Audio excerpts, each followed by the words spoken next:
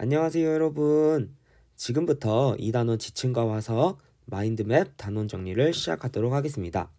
이번 2단원 지층과 화석에서는 크게 4개의 분야에 대해 공부를 했는데요.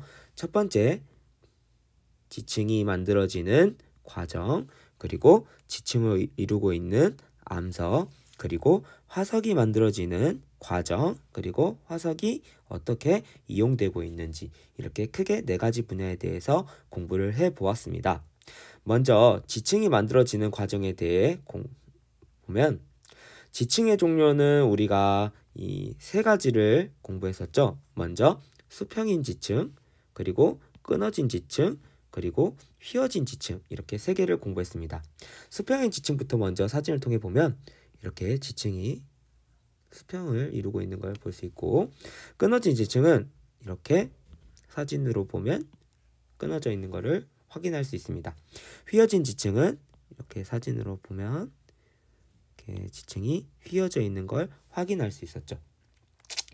그리고 지층의 모습은 위에 사진에서 나타났듯이 줄무늬가 보이고, 그리고 각 층의 두께나 색깔이 다르다는 걸 알 수 있었습니다. 지층이 만들어지는 과정에 대해서 구체적으로 살펴보면, 첫 번째, 물이 운반한 자갈, 모래, 진흙 등이 쌓이게 됩니다. 그리고 두 번째, 자갈, 모래, 진흙 등이 계속 쌓이면서 먼저 쌓이는 것을 누르게 되죠. 그리고 세 번째, 오랜 시간이 지나며 단단한 지층이 만들어지게 됩니다.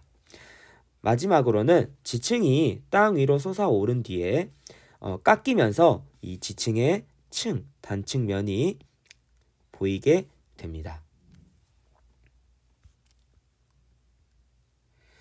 그리고 우리가 지층을 이루고 있는 암석에 대해서 살펴보면, 우리 지층을 이루고 있는 암석은 대부분 퇴적암으로 구성되어 있습니다. 퇴적암은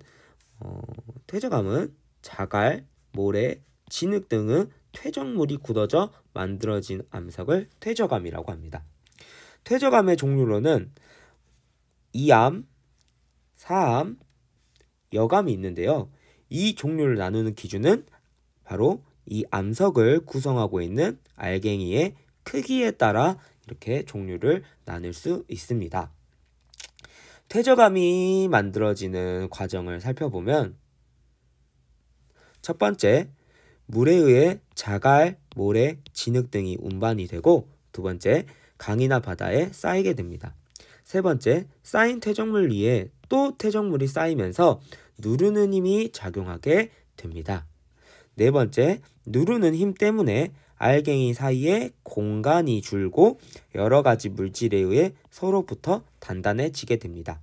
그리고 다섯 번째, 오랜 시간이 반복되면서 이 퇴적물이 바로 퇴적암이 되게 됩니다. 그 다음, 화석이 만들어지는 과정을 살펴보면, 먼저 화석에 대해서 알아봐야 되겠죠. 화석이란 옛날에 살았던 생물의 몸체와 생물이 생활한 흔적이 남아있는 것을 바로 화석이라고 합니다. 이는 오늘날에 살고 있는 생물과 비교하여 동물 화석과 식물 화석으로 구분할 수 있습니다. 화석이 만들어지는 과정에 대해서 구체적으로 살펴보면, 먼저 죽은 생물이나 나뭇잎 등이 호수의 바닥으로 운반되게 되고, 그리고 그 위에 퇴적물이 두껍게 쌓이게 됩니다. 그 다음, 퇴적물이 계속 쌓여 지층이 만들어지고 그 속에 묻힌 생물이 화석이 되게 됩니다. 그리고 네 번째, 지층이 높게 이렇게 솟아오른 뒤 깎이게 되고, 지층이 더 많이 깎여서 이렇게 화석이 드러나게 됩니다. 그럼 어떻게 하면 화석이 잘 만들어질까요? 먼저 생물의 몸체 위에 퇴적물이 빠르게 쌓여야 하고, 두 번째는 생물의 몸체에서 단단한 부분이 있으면 화석이 잘 만들어질 수 있습니다. 이러한 화석은 우리 생활에서 어떻게 이용되고 있을까요? 먼저 화석을 이용하여 옛날에 살았던 생물의 생김새, 그리고 생활 모습, 그리고 화석이 발견된 지역의 당시 환경을 짐작할 수 있습니다.